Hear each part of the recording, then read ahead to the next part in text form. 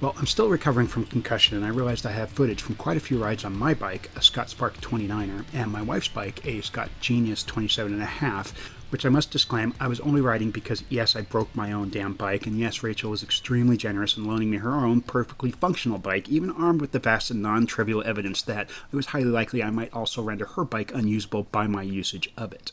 Anyway, perilous relationship-ending questions aside, I thought it'd be fun to run a side-by-side comparison of the two bikes on the same trails. I tried to sync the videos so they hit the first major trail feature at the same time. From that point, they just roll out to the end of the trail. It should be obvious, but this is unscientific, bereft of any claim of warranty or merchantability. You get the picture.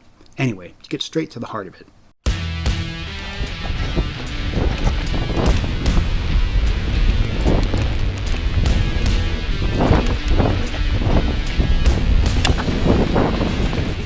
In case you've never been there, these runs are at Skypark, Santa's Village. They're a few weeks apart and under nearly identical conditions.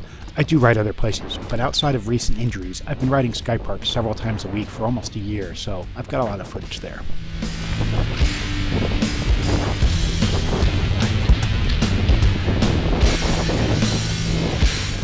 I wasn't too surprised to see the smaller bike pull away as soon as the trail starts getting windy. What I was surprised is how big the gap becomes the narrower the trail gets.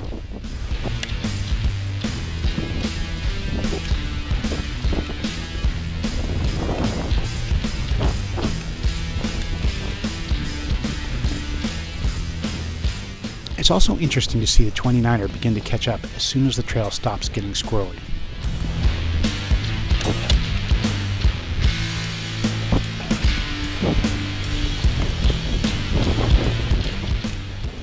I should note that while I prefer the 27.5 bike on these trails, I am much more comfortable riding my own bike, the green 29er, simply due to familiarity. You know that feeling of jumping on a bike that's new to you, not set up, not a perfect fit? I'd have to say if the 27.5 was my bike, not your bike, it would probably be pulling way faster on the tighter trails.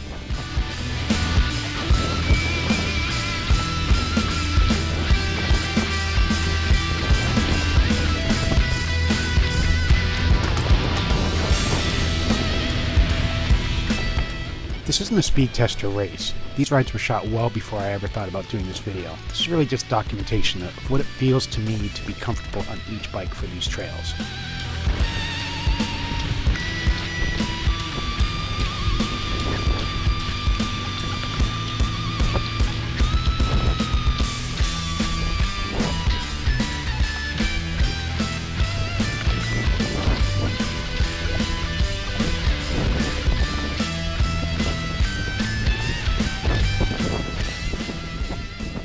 As unscientific as this is, given the huge number of variables, you don't need a stopwatch to see the difference in riding style between the two bikes. You can see I'm moving around a lot more on the 27.5 than I am on the 29er. A certain local bike shop owner will say that's purely down to lack of skill and experience, and while he has a point, there's no question that for me, the 27.5 bike is easier to move around these trails.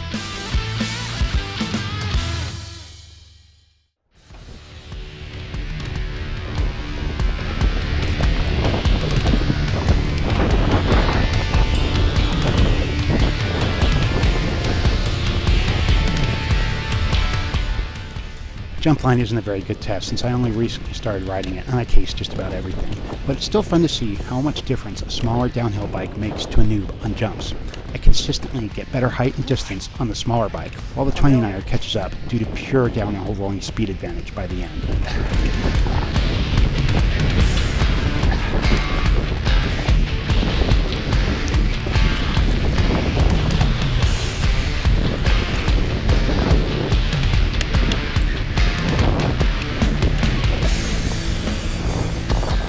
This is one of the last times I rode Jumpline before I did the blackout faceplant that took me off the trails for so long.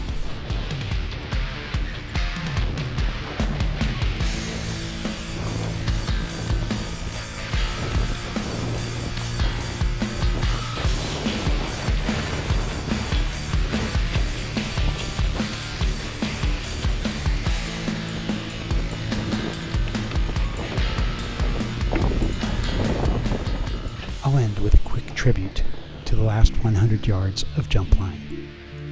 We can all cry a little bit now that it's gone.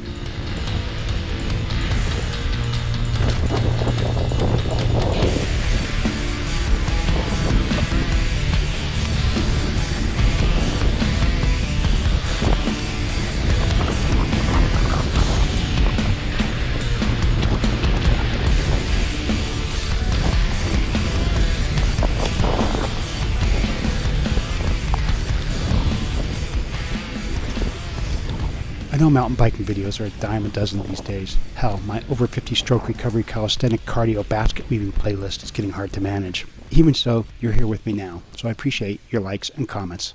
This has been New Tricks for Old Dogs.